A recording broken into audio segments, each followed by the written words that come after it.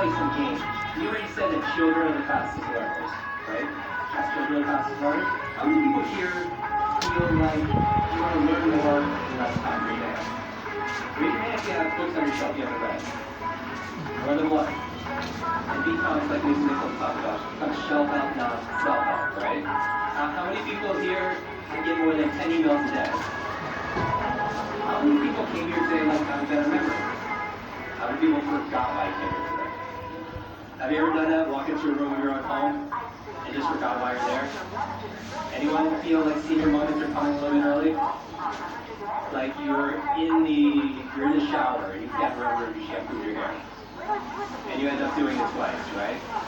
Or you misplace things. How many people here know somebody, maybe personally, who misplaces things all the time? The remote control, the Apple remote, their phone.